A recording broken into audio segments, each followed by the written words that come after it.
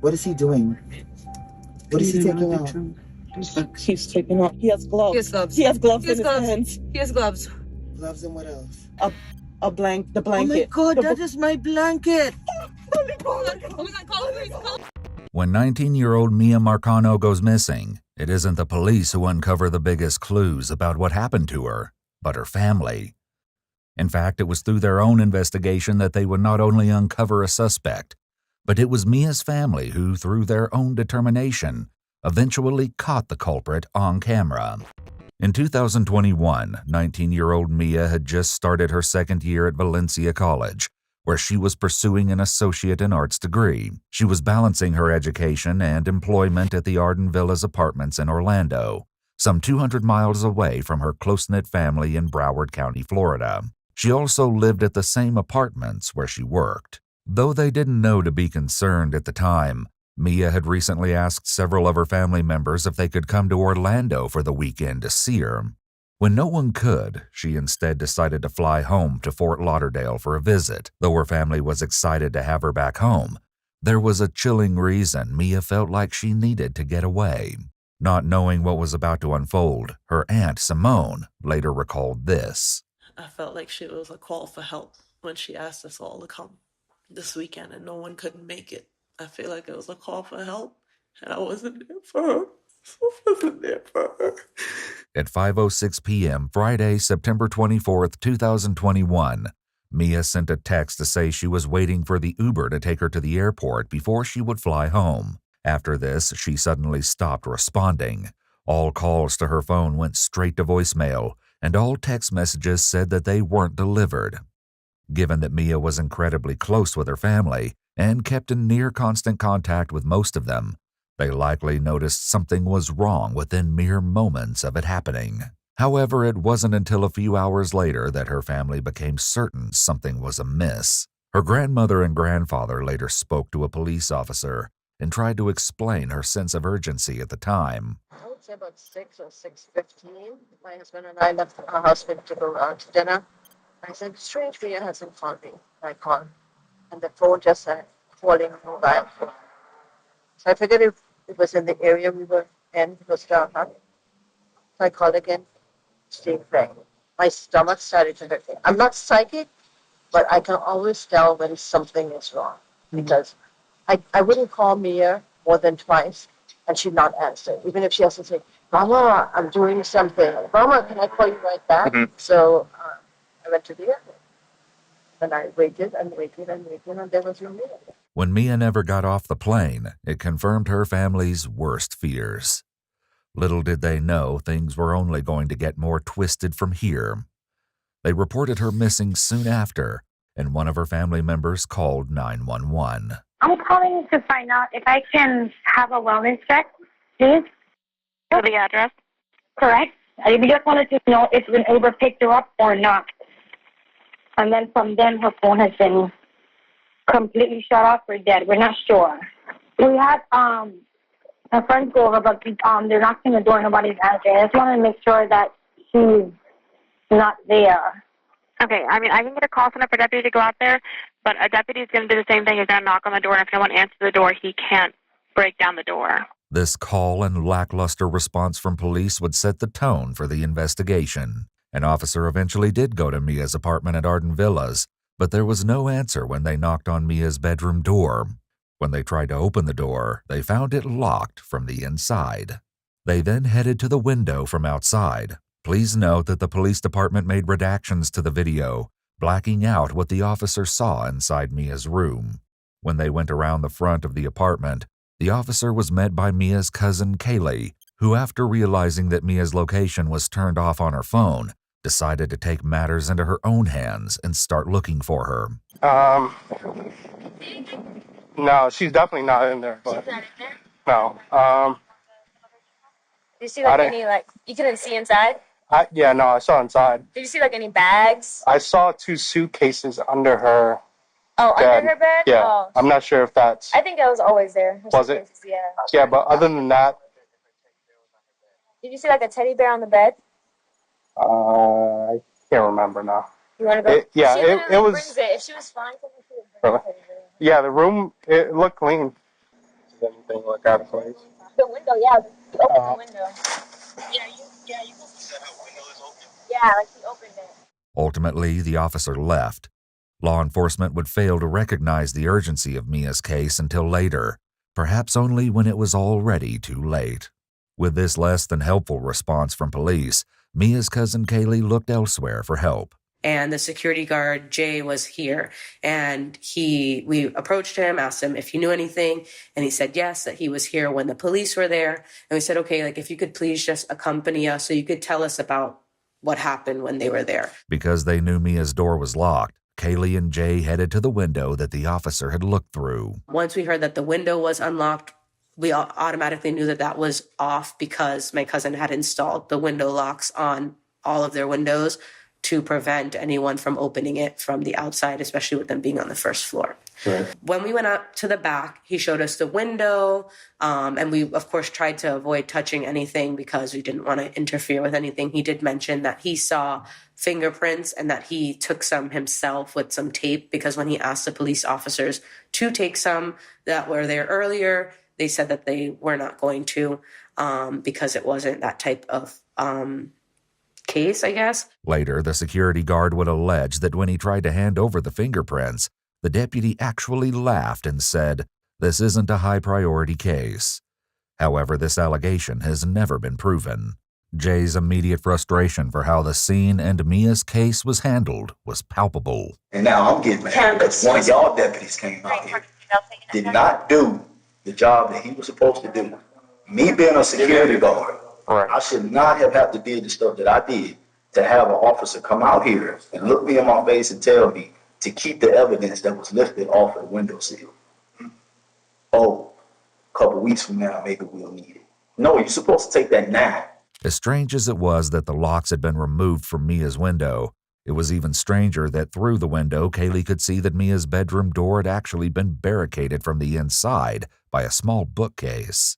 Then she noticed something else that would later become integral. While we were back there, I was looking at the parking lot, the woody area behind with the fence. We were like, why is there a chair behind the fence? He said, oh, that's been there for a long time. And I was like, it's kind of weird, though, because the placement of it looks directly into their windows. It's kind of at a slight angle. So that was a little bit concerning. But he was like, no, that chair's been there for a long time. So I was like, okay, no problem. While we were back there, he mentioned another thing that was odd to him was that most people in the guest parking lot don't park, like parallel park in this one corner, which made sense to me because there are parking spots that go straight there. So if you're parallel parked back there, they can't get out. So he said what was weird to him is that there was a large tire track. This all seemed to hint that some awful fate had befallen Mia, but what exactly remained to be seen. Into the apartment, we all put on gloves and again asked Jay to come with us just to, I guess with the name security, he made us feel more secure having him there. We went into her room, avoided touching anything, and we immediately noticed that her room was in a disarray, very out of character from Mia. However, even more shocking was the sight of something still in her room. She has her decorative pillows, her sleeping pillows, and then, of course, the king of the world, her teddy. So Teddy usually sits right on the bed if he's not going with her wherever it is that she's going. If she's going to work, there's times that Teddy goes to work. Every trip, Teddy goes. Teddy's been on vacation with other people. Teddy has lived his life. With this in mind, her family knew she wouldn't simply have left the bear behind. And yet Teddy was still in her room. This meant one thing. Mia hadn't left. She wasn't not answering her phone. And her phone wasn't simply dead. She had been taken.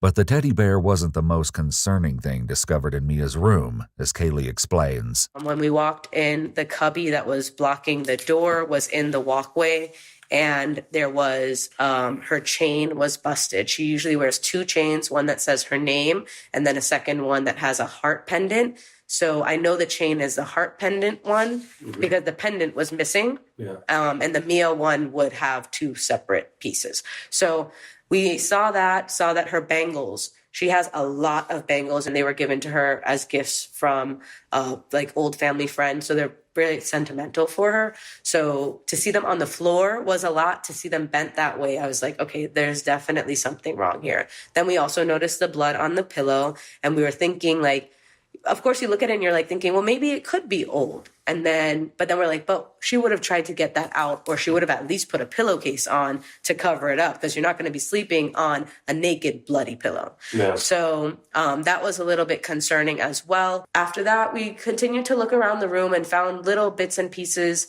that just kind of indicated that there was some type of struggle. The bed was moved. We could see the grooves in the carpet were different. They were here, and then the legs were pushed off. The bed head was kind of crooked. And then while examining underneath the bed, someone flipped over the rug. She has a blue furry rug, and found a box cutter. When we saw that, we were like, okay, that definitely can't be Mia's. The box cutter would turn out to be an important clue, as would the item they found in the trash, a single rose. Already feeling like Mia's disappearance wasn't receiving the kind of urgent attention they knew it needed, the rest of her family traveled the same day she was reported missing to gather at the Arden Villas apartments to continue the search, knowing that this was the last place she'd been seen. They would soon have a shocking and disturbing interaction. It's unclear exactly what happened in the moments prior, but one of Mia's family members began recording when someone else showed up, claiming to also be looking for Mia. The person recording kept their phone either in their pocket or their hand covered the camera, as we can't yet see what was happening until later. We can, however, hear the mysterious person talking with various members of Mia's family, including her father. I'm too old for it. Her friend Tati knows our relationship, I promise you. Nothing like that. Tati woke me up out of my sleep to come in to see if I saw anything, because we didn't know you guys were here. You're not hearing about this for the first time tonight? Yes, I was home. You still have text messages? Me and her haven't talked for like a few weeks. Like I told you, I try to fall back. I'm older than her, so I don't even have her number now. All serious. The man speaking is 27-year-old Armando Manuel Caballero. Armando worked as a maintenance man at Arden Villas, and he met Mia when the two became co-workers. In fact, he'd started at Arden Villas right after Mia, around 2 months prior to her disappearance. Now, around 3:45 a.m., approximately 10 hours after Mia was last seen, and though he lived at a different apartment complex, Armando was unexpectedly back at Arden Villas. This obviously struck Mia's family as odd, but the entire interaction would only become more concerning. Where's her roommate? Because I heard you had a recent conversation with her. Though it isn't shown in the footage, Simone, Mia's aunt, witnessed something fall out of Armando's pocket when he first got out of his car, something that looked like a key fob. This would turn out to be crucial later. Yeah, I peeked in her wall and I dropped off the back end because I was involved. Other than that, it's just work.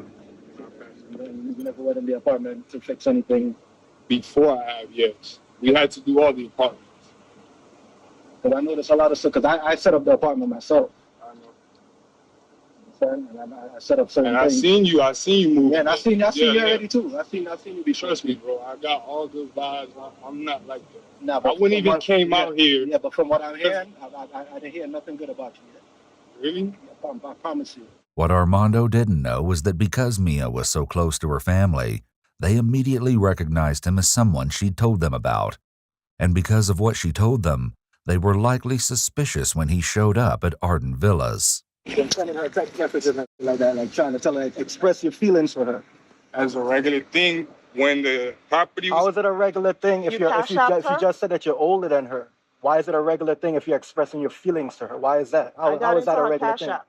Why'd you cash out for that amount of money? She said she had to help you. She had to help me? My daughter would never tell you that. On my soul, she told me that. She would never tell you that. On my soul, she said that. Her brother. But you just told me that you haven't spoken to her for so long. Yeah, because that was a while ago. That was a while ago. That was this week. That was a while ago. I'm in her cash app. That was this week. You see, Mia had complained about Armando, though he told her family he didn't have her number and claimed to have last spoken to Mia a few weeks ago. It would soon be revealed that that wasn't even remotely true. Mia often took screenshots of the things Armando was texting her and sent it either to her family members or to her friends. This included when, in the week before she went missing, Armando sent her a random Cash App payment for the amount of $600. Though Mia declined the money, she sent a screenshot of the message Armando included with the payment to a group text with other Arden Villas employees, titled "Off the Casa." Armando wrote to Mia, "Mama's good morning. I don't want you to feel any way about me giving you this. Like I said from before, you grew on me, and I feel I didn't have too much of a reason to be in your face unless I was making a difference, because I'm just a man and that's how I see it. From hearing you vent about your fam situation and hearing about how you're not able to live your life fully because of the difference in responsibility, and from the first few times I heard that, I've been planning and wanted to bless you. But it's not much, but it's yours. Enjoy it however you like. I don't want it back. Don't send it back. That was money I was putting up from turn to spend on dates or gifts for you. But I'd rather just give you the money so you could do what you actually need or want with it." Her friend responded to the screenshot, "It just sucks that he works with you because I would keep it, but if you don't do what he wants, he gonna act crazy." Mia's friend likely had no idea how true that was. Armando had an interesting explanation for the Cash App payment. Because her mother didn't pay her rent no more. And when we was doing time, we've been friends already since June. I know Rashid seen me, her, and Rashid chill. There's nothing there. I never came after hours. I never bothered her. Did they take a statement from you earlier on? I just found out she was missing. You saw her today? Just found out, but I found out a few hours ago. And you saw her today? At work, yes. Have you done any work inside that apartment? Not recently. So when? So who's the maintenance person that was in the apartment yesterday? Or 2 days ago? Somebody did maintenance. You had to be there recently because you told me that you bought the fan there. So you were there recently. This is an integral question. As Armando was in maintenance at Arden Villas, he had an assigned key fob, which could access every single apartment, and that worked during business hours.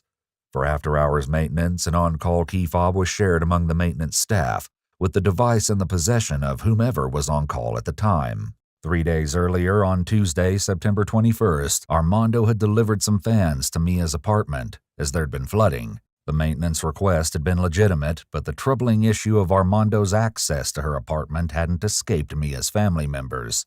So you were there recently. Tuesday. So that was so you were in this apartment on Tuesday, I didn't right? do work. I just dropped the vacuum on. Bro, something ain't adding up, bro. She had a leak from her living room to her room. Coincidentally, like that just happened. You know what I'm saying?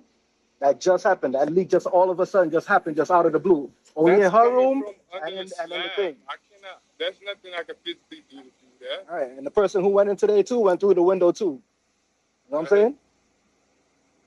All right, but you got access to that place though, right or wrong? Right or wrong? You have right or wrong? You have access to it, right? You have access to the apartments, right? As a maintenance worker, you have access to the apartments. Yeah. And what is your protocol when you're going into the apartments? You guys just knock and go in? We knock 2 or 3 times. We wait. Nobody answers. We open the door. We knock again. We stab the door. We wait. Nobody answers. Then enter the apartment. As police would soon find out, Armando isn't telling the truth here. Mia's family member, who has been recording this strange encounter, finally raises their phone and captures Armando in the footage. He can be seen standing next to an officer. As of right now, you have sent obsessive texts to Mia. We have all seen the text. You talked about giving her your life savings. You cash out her money, and you claim that you weren't in touch. Who told her It's gave her on life text. savings? I never As a said matter of that. fact, we're going to get a police report to pull your phone records if that's the case. As it would turn out, because Mia had sent so many of the texts from Armando to her friends and family, the police didn't need to pull Armando's phone records to see that something was off. There's evidence of obsession, of something. You're fascinated with It's me. not only from my side, so don't try to make this. No one's saying that. It takes. She's not here to defend herself right now, so obviously we gotta she's talk to missing. you. So we're talking to you, who've been going back and forth I on understand text. that. Right, That is your cool. family. Right. But until we figure out what's going on, just don't beat me up. Nobody one's ain't beating beating you you up. If I'm guilty, But why would I you put come yourself in the middle right here. You brought yourself over here. The entire interaction with Armando out front of Arden Villas was odd. But what Armando said next did nothing but raise suspicions against him. I've never done nothing bad to me. Where's the... Never done it. The videos capturing this incident end abruptly after this, but Mia's aunt describes what happened next. Armando got in his car. The officer never searched the vehicle. I don't know if there's procedure. He never looked in the vehicle or touched anything, told him to wind down with nothing. The vehicle took off. They went to the maintenance room. They came back. Armando then left. After driving away from the officer and Mia's family members, Armando was seen again driving around the buildings with his lights off. One of Mia's family members noticed something else that was incredibly concerning about Armando. Yeah, I noticed.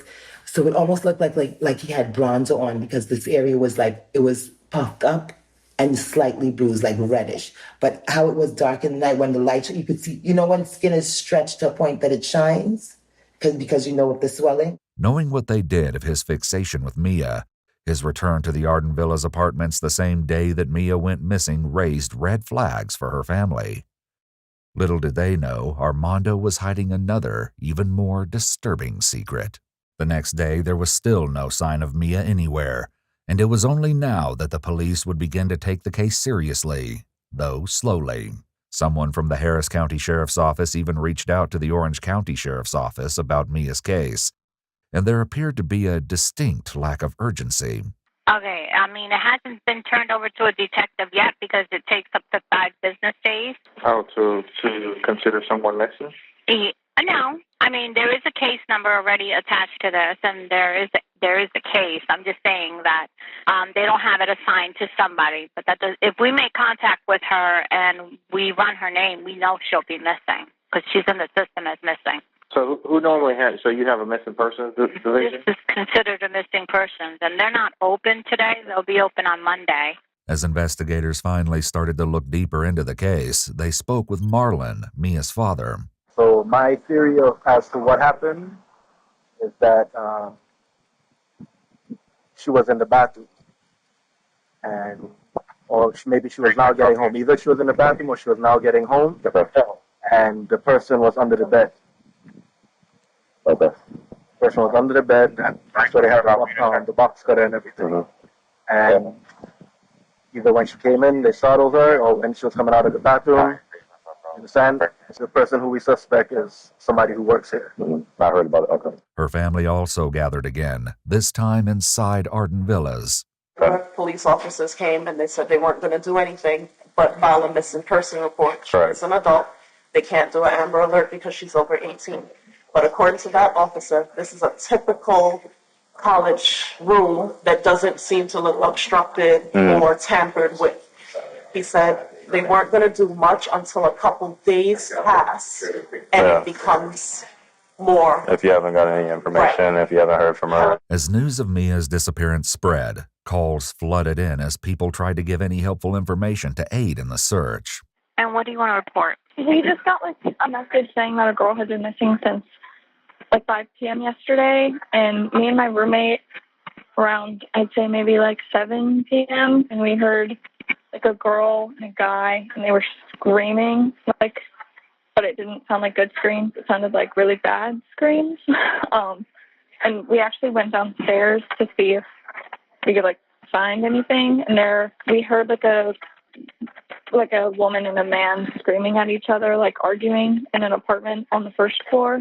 I don't know if this would be helpful information, but it was something that stood out to us last night. And after hearing about a girl going missing today, I figured I should report it just in case it could help. All of this was helpful, but Mia's family was already sure they had a suspect, Armando. Mia's family had been right. It did appear that Armando was obsessed with Mia. In one screen-recorded video, it can be seen that Armando was sending her long, multiple messages. Part of these messages say, quote, "You drew back, which I understand, because you a woman and you don't know me that well, so you need your boundaries. I know I come off strong and crazy." After screen-recording the messages, Mia sent the video to a group chat, writing, "When does it stop?" The issue of Armando's text messages would come up again and again as police began interviewing her friends. And Jasmine, can you tell me what happened in a group chat between you, Mia, and the other individual? Yes. So basically, we have a group chat where we talk about like normal things that are happening. But in this chat, there's just been multiple times where Mia like will send over screenshots like we do of like people that we're talking to or just things like that. Sometimes complaining or just having issues with like Armando sending her long text messages out of the blue, emotional messages to her, even when she was barely giving him like real responses back, sending her long emotional messages, getting upset at her for not responding to him, all types of things. And from the start, her making it clear that although she did find him attractive or whatever the case may be, she has never necessarily wanted anything serious with him. They have never dated. They've never been involved in any aspect like that. That detail didn't seem to deter Armando. In one text to her friends, Mia wrote, "Then if I don't respond, we know he getting the paragraphs ready." I always found it weird with that because I'm like, she's young, like she's 19, she's a freshman. I always found him to be weird because I'm like, this girl is like a young girl. She's not trying to be tied down with you, like, you know? And she made that very clear to him. So that's just the thing for me. Did they ever have any altercations with each other or any kind Like of fights? Yeah. They never had any fights. He was very much a like messagey type of person. Like I never had any situations in regards to like her telling me like, oh, they got into like actual altercation. She did tell me that recently he tried to like make us not a scene, but like be petty towards her at work. He said it in a way like it was drawing attention because people were kind of like, dang, like, why'd you say it like that towards her or whatever? And she was like, in the chat we were talking about, like, that's crazy that he's trying to like show out and call you a weirdo and stuff when he's the one that sends you long, dramatic text messages every single day. Mia sent a text to the group chat saying, "Y'all, I'm confused," and a screenshot of a message Armando sent her saying, "I don't got any more patience with you. You honestly showed me the type of person you are. Like you said, people fall for your looks. Well, I seen the type of person you are. I don't got the energy or the fakeness to tolerate giving myself to you even as a friend. We two different kind of people." Armando also texted me a quote, "Just leave me alone if you don't have no intent to show any significance in my life." So Tuesday would have been the 21st. So The September 21st. 21st was the last. And can you tell me what that message said? Yes, so we were talking like normal. She said, I saw Armando just now. He had to bring me the blower and he was like, I think I cleared my mind enough and I'm ready to follow you back on Instagram. Because like I said, he would get overly emotional and obsessive over her. So like if she was posting and doing things and not talking to him, he would get upset and send her messages about that. So then she sent a screenshot after he left of what he said. And he basically said, everything else burnt out, but respectfully, I can't lie, I would have loved to taste you or see how it was at least once. And she said, y'all help me, what the F? Like asking what she should say to that. And I was like, what do you say to that when it's coming from a crazy person? Right. And she said, no, for real. I'm like, whoa. And I said, I would be like, let's keep it cute, friend, because I don't know what to say. And I basically said that because I was like basically like deflecting from the talk because you guys said like we're just friends. Armando replied to that text from Mia saying, "Right, whatever, you out-cooled me. I really didn't take no L. Why you trying to be so cool? I get it, it's over. I knew it was you making it seem like I'm making a mistake. So all the way through, I'ma let it go, just holler at you at work, bucko." But it seemed that Armando didn't take her rejection well. Mia's friend Rashid shared a similar story. He started sending her, like, not, like, just, like, paragraphs. It was, I could swipe and read it. And, it was so much to read that I was like, dang, like, I didn't obviously read through all of it, but she would show me, like, some of the stuff she was saying in some of the paragraphs and, how, like, and I was telling her, like, he's crazy, you know, whatever. And then he was buying her all this stuff. He was giving her stuff, like every week. He got her, like, these flowers that were in her room, the blue flowers. Because I guess he overheard like a conversation that she wanted him or something, or I saw it on her phone or something. In another screenshot Mia shared, Armando wrote to her, "And you ain't showed one concern of even giving me the opportunity to gain ground with you. If anything, every time I felt like I got closer to you the next day or the next hour, you acting colder. This ain't the grounds to the beginning of something good. I haven't been nothing but frustrated and confused the majority of the time." Mia wrote back, "Yo, I spoke to yesterday perfectly fine. Then I went out like, damn, why do you always have to act like this? Like, can you just chill? Armando texted back, "If I have no reason to act like this, then you tell me one situation where you did any gesture to validate me, small or big, to make me feel special. A bagel, a lunch, a real compliment. At least a real statement of what you think about me, because I'm really starting to think you cold-hearted." Armando's obsessive behavior wasn't just over texting, as Rashid explains. One day I opened up my apartment when Mia was staying there, and he was outside doing something. And I remember it because I opened the door to open the door for her, and I was going to lock it behind her, and he was there, and she was like, "Oh, hey." He was outside my apartment. Just standing there? Now, he was working on something, but, like, it just progressively got weirder and weirder, and whatever. After, like, time started passing, and she started seeing, like, who he really was and stuff, she told me, like, she was kind of nervous that he had the keys to her apartment. And one time she mentioned that she left her house one time, the AC was working perfectly, and she came back a little while after, and the AC was broke. She was stuck on 79. And I know, like, the maintenance people, like, I know it's easy to mess with the AC, you feel me? And he was the on-call person. And so I'm thinking that he, like, messed with the AC because she would have to call the emergency line, which he has to respond to because it's after hours. So she said that she didn't want to call him, so she went to get another maintenance guy to come fix the AC. Mm-hmm. As Rashid shared, Mia had a good reason to be worried. Some of my other friends have told me, like, he said stuff to them, like, she found one of my other female friends found him, like, in the apartment. He was like, "What are you doing in here?" And he was like, "Oh, I'm fixing something." I remember she had said something to her. I think it was, like, along the lines of, "I just want to, like, take a nap in your bed," or something like that. Like, it's weird, you feel me? Yeah, that is weird. After speaking to another resident at Arden Villas, it seemed that there was a pattern in Armando's behavior. I had just gotten out of the shower too, and I hear knocking and maintenance. I didn't want to answer it because I didn't put in a report. And then I heard the door open and I heard it close. And then when I went out, they were still out there knocking, but I did hear the door open and close. So I got dressed, opened the door, asked him if he needed anything. He said, "Did you put in a report for your dishwasher to be fixed?" I told him no. Perhaps finally realizing that Armando needed to be investigated, police spoke to his boss, Lemuel Arroyo. How would you describe Armando? I would say very, very peaceful guy, very easy to manage.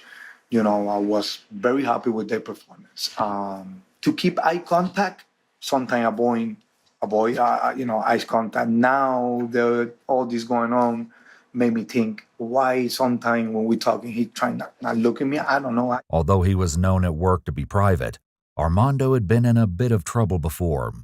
Years ago, after setting off firecrackers in his college dorm, he lost his football scholarship as a result. With his job at Arden Villas, he was attempting to start fresh.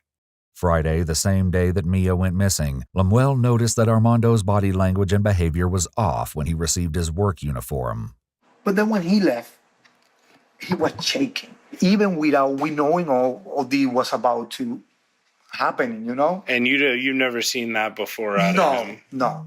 Noel, who worked in maintenance with Armando, also saw Armando acting strange on Friday. So he was more quiet, you thought? He was more quiet. Was that I asked him, "Yo, you okay?" He said, "Yeah." You said the change you noticed was that he just seemed more quiet. With this in mind, investigators take a look at the records of who used the maintenance key fob. While the officer only turns on the audio of her body cam a few seconds before the following footage begins, it appears they're talking about Armando. My biggest concern is he has right now a fob that can get him access to every apartment because he's on call. Mm-hmm. So I was going to have one of my employees just erase the fob, but the only way to do it is to literally go to each and every apartment door with a cancel key. Because unless we have the physical fob, we can't just erase it. You have to go to each individual lock and do what's called an interrogation report, and then load that to the computer, and it gives you the lock history of everything. The worker from Arden Villas eventually gets the report on the lock history for Mia's apartment. This is that. That's my on-call maintenance fob at 4:34. So that's before, correct? Yes, but I don't understand why he would have been there. Is it Armando? Yeah.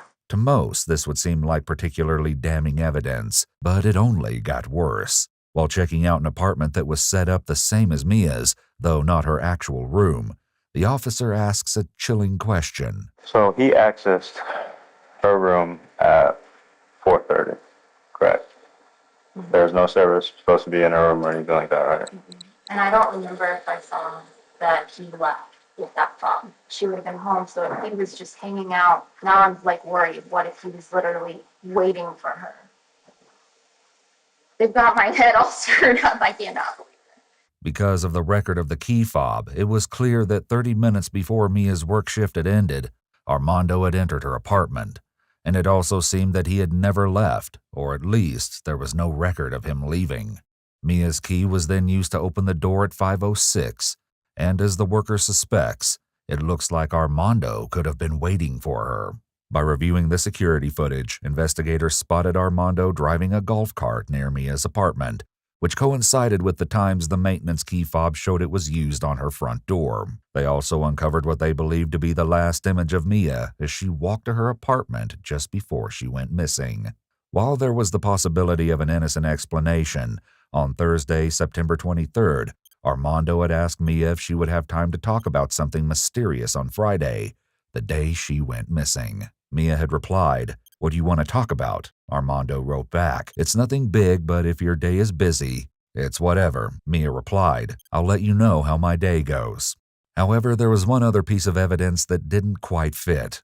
2 hours after Mia went into her apartment, Armando called the Arden Villa's office staff and asked to be let into the front gate as he was responding to a maintenance call that was made around 7 p.m. Just 5 minutes later, someone used Mia's key fob on the exterior lock of her apartment. It would be nearly impossible for Armando to have been at the gate of Arden Villas and then 5 minutes later unlocking Mia's door. The question was this Mia herself, and was the timeline of her disappearance a few hours later than her family believed?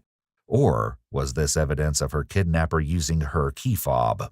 While the police may have still been collecting evidence, Mia's distraught family members already felt certain that they knew where to look for answers about Mia's disappearance, with Armando Caballero himself. While continuing their search for Mia, some of her family members decided to begin surveillance of their own, and they would soon uncover some of the most chilling evidence yet. I happened to overhear Armando's address when he was giving it to the officer. And I said, I'm going to do a pit stop. Put it in the GPS, and we continued to his house. He didn't see us at first. I made a U-turn, and I went into the parking lot across the street from him. Here's his apartment complex. Here's my vehicle facing him. That's when he started touching the indentation of his car. He tried leaving the complex last night with his lights off, and he hit another vehicle. He was touching, so his vehicle is dented. It became clear to them that the police hadn't searched Armando's apartment yet. It was then that they once again began recording, this time catching something truly shocking on camera. He has gloves. He has gloves. He has gloves He has in gloves. his hands. He has gloves.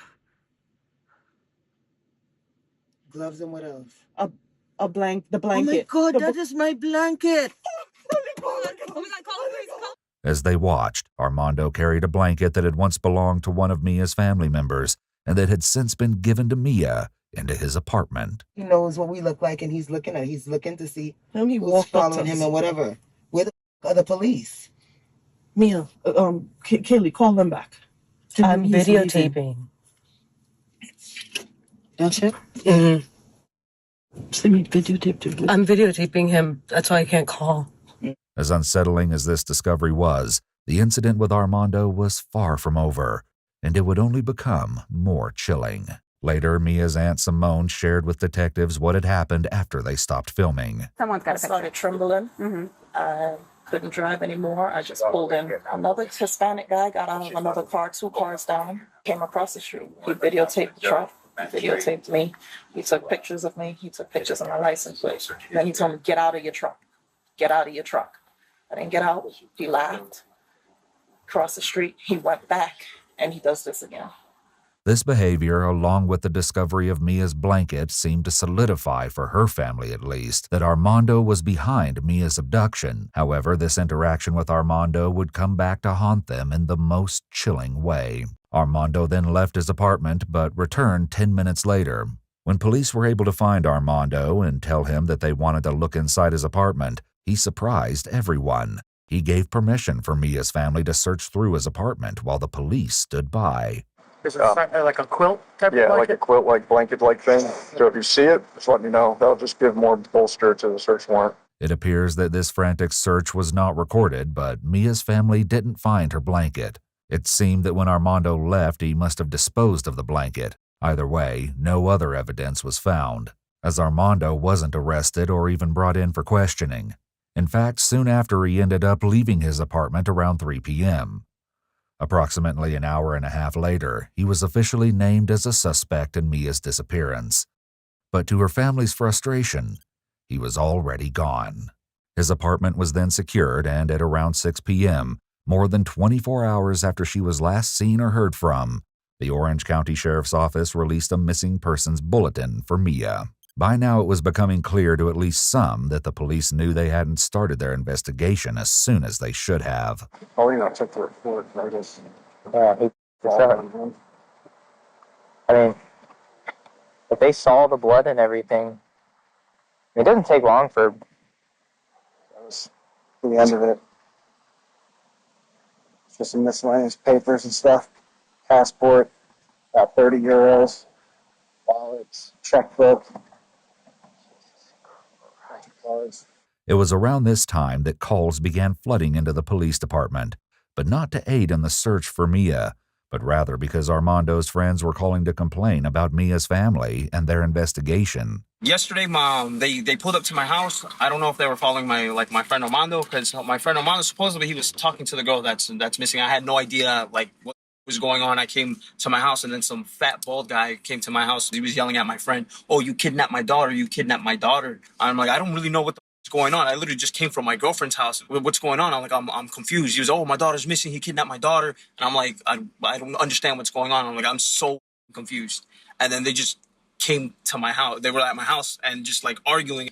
I'm completely lost now. But even Armando's friends had questioned him about his possible involvement in Mia's disappearance.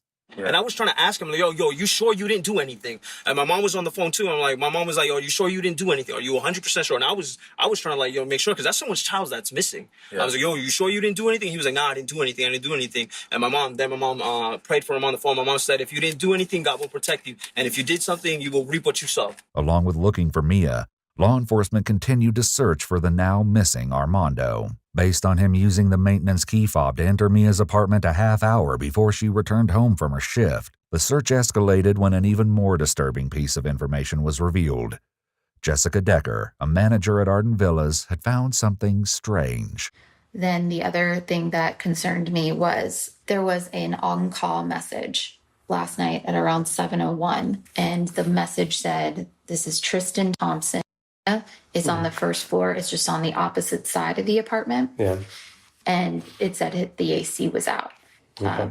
It's a female unit, and an officer went over there the evening and knocked on the door, and they didn't call emergency maintenance. Okay. And that concerns me because of the timing of the last fob reading, which was 7:16, where her fob was used, but nothing was locked. So we got that on call at 7:01. Mm-hmm.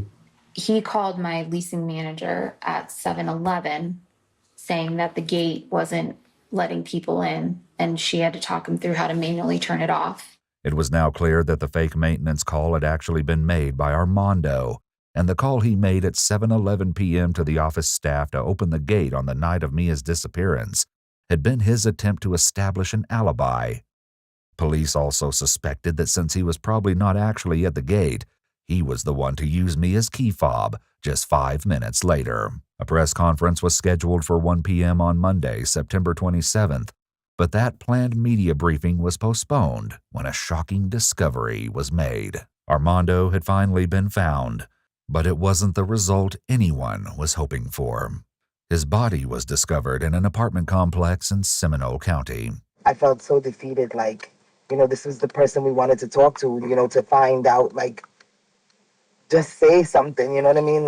Nothing in Armando's interactions with Mia's family had given any suggestion of his intention to escape justice in this way. He was way too confident in how he was. He did not come across as discombobulated at all. He came across more frustrated that we were bothering him. Make sense? Yeah, maybe the case. You understand what I'm saying? Despite this shocking development, there was still no sign of Mia. Getting dark again. Mm-hmm. You know what I mean? It's a little girl, and she's out there by herself. You know what I mean? I don't know. We don't know where she is. I know. We don't know if he's done something to her. I don't. We have to find this time, Lord. We are trying. Tragically, just over 1 week after she went missing, Mia's body was found on Saturday, October 2nd, 5 days after Armando was found dead. Mia's body was discovered in a wooded area behind TimberScan condos in Orange County. She was found with her red purse and wallet, wearing jeans, a bra, and a robe, and a necklace with her name. Her body was mostly skeletonized and bound with black tape around her wrists, ankles, and across her mouth. Due to the state of her remains, a cause of death couldn't be determined. However, there seemed no doubt as to Armando's guilt. Mia's blood and hair was eventually found among some of Armando's belongings. According to Orange County Sheriff John Mina, "We are not looking for any other people. We believe pretty conclusively that Armando Caballero is responsible for this crime, and there's not any other person or persons that we're looking for in this case." Given the evidence, including the broken jewelry found in her room, along with bloodstains, police speculate that when Mia entered her apartment, Armando attacked her, and a struggle ensued. Investigators believe he killed her in the room, and then, using her bedroom window, put her body into the trunk of his car. Just 46 minutes after Mia entered her apartment at 5:06 p.m., Armando's vehicle was seen leaving Arden Villas. He then went to his apartment before returning again to Arden Villas for the fake maintenance call.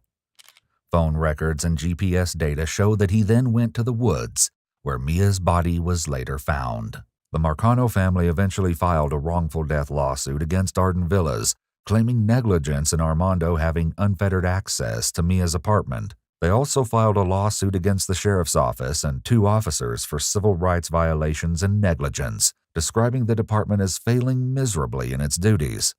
There has yet to be a resolution for the lawsuit. Mia's Law has been introduced to impose higher levels of background checks and limitations on the use of master keys, limiting access to private residences, and affording tenants the safety and security Mia deserved.